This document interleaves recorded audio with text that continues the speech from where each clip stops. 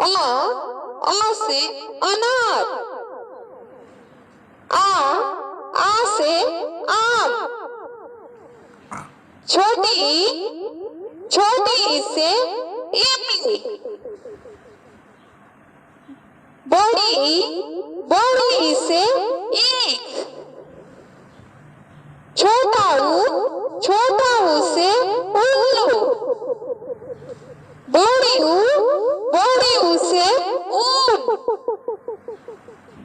री से ऋषि।